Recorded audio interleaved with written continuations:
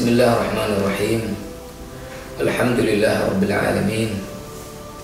Wassalatu wassalamu ala asyrafil anbiya wal mursalin wa ala alihi wa sahbihi ajma'in wa ba'd. Para mahasiswa yang mengambil mata kuliah hadis-hadis dakwah, Fakultas Dakwah dan Komunikasi UIN Araniri yang dimuliakan Allah, para pendengar atau pemirsa yang mengakses video ini, rahimani wa rahimakumullah jami'an. Kita akan melanjutkan pembahasan hadis-hadis dakwah kita melalui media online ini karena kita tidak bisa melakukan tatap muka sebagaimana dirinya dalam proses perkuliahan. Dan kita kali ini akan membahas hadis yang ketiga yang sudah kita kirimkan kepada para mahasiswa. Itu bisa dibuka hadis nomor 3 ya.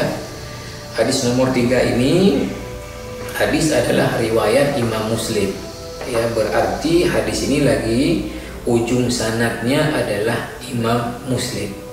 Imam Muslim mengatakan haddatsana Yahya ibni Ayyub wa Qutaibah ibni Sa'id wa ibni Hajar qala, bahwa Imam Muslim mengatakan beliau mengambil hadis ini dari 3 orang sekaligus. Ya, hadis ini beliau ambil dari 3 orang sekaligus. Pertama dari gurunya Yahya ibni Ayyub, yang kedua dari gurunya Qutaibah ibni Sa'id, yang ketiga dari gurunya Ibni Hajar. Qalu, ketiga orang ini mengatakan haddatsana Ismail, mengambil dari seorang guru, namanya adalah Ismail ya, Ya'nuna ibni Hajar ibni Ja'far, yang mereka maksud adalah Ibni Ja'far. Ismail ini Anil Alla an abihi an Abi Hurairah. Kemudian Ismail ini mengambil daripada Al-Alla. Al-Alla mengambil hadis ini daripada bapaknya. Bapaknya mengambil hadis ini daripada Abu Hurairah. Berarti ujung sanad tadi ada awal sanad Imam Muslim, ujung sanad berarti Abu Hurairah.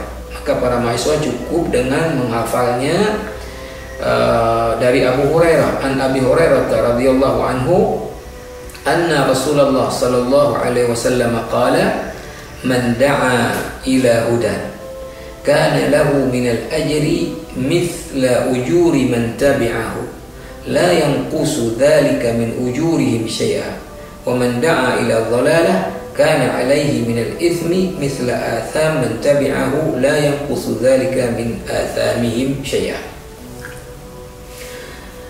Abu Hurairah radhiyallahu anhu bersabda bahwa Nabi sallallahu alaihi wasallam berkata, Nabi sallallahu alaihi wasallam bersabda, man da'a ila hudan, siapa saja, da'a fi'il madhi artinya mengajak ya, karena di depannya ila, man da'a ila, siapa saja yang mengajak kepada hudan, kepada satu petunjuk. Makna di sini adalah kepada satu kebaikan. Kana lahu minal ajri, maka baginya adalah pahala. Misla ujuri man tabi'ahu, seperti pahala-pahala orang-orang yang mengikutinya, yang mengikuti ajakan dia. La yanqusu dzalika min ujurihim syai'a, dan tidak berkurang, yang berkurang. Tidak berkurang ya, yang demikian itu dzalika min ujurihim syai'a, dari pahala-pahala mereka sedikit pun. Wa man da'a ila dhalalah, siapa yang mengajak orang kepada kesesatan, atau makna juga kepada keburukan, kepada kemungkaran, kana lahu minal itsmi, maka bagi dia dapat dosa, misla athami man tabi'ahu, seperti dosa-dosa orang yang mengikuti ajakan dia. La yanqusu dzalika min athamihim syai'a, dan tidak berkurang ya dosa-dosa mereka yang demikian itu ya sedikit pun. Hadis rawahu Muslim.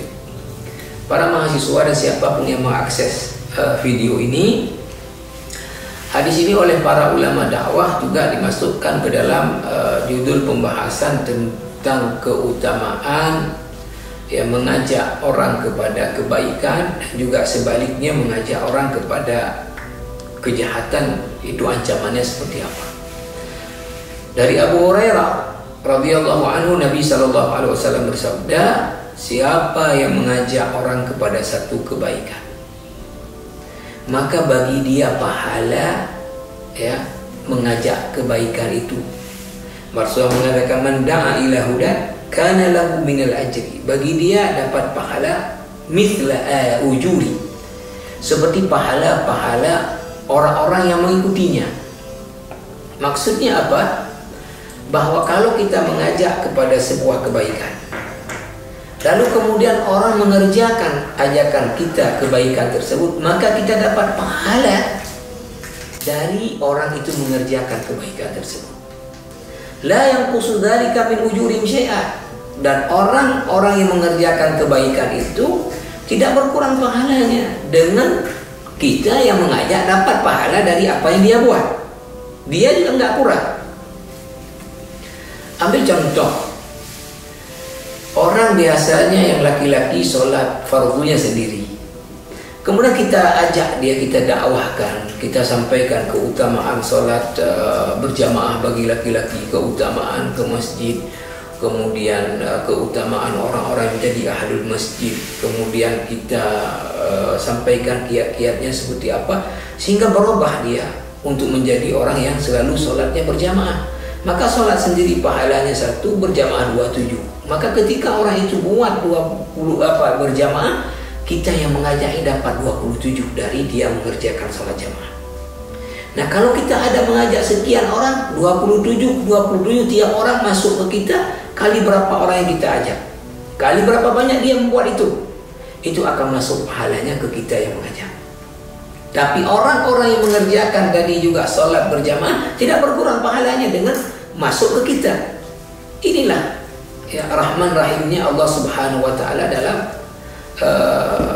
masalah ini kepada hamba-hambanya kita. Kita ajak orang kepada satu kebaikan, lalu orang melakukan kebaikan itu, dia yang melakukan dapat pahala, kita juga yang mengajak dapat pahala dari dia melakukan kebaikan itu, tanpa berkurang pahala dia. Nah, ini kan luar biasa keutamaan mengajak orang kepada kebaikan. Nah, makin banyak tentu kita mengajak orang kepada kebaikan, makin banyak pahala yang masuk kepada kita.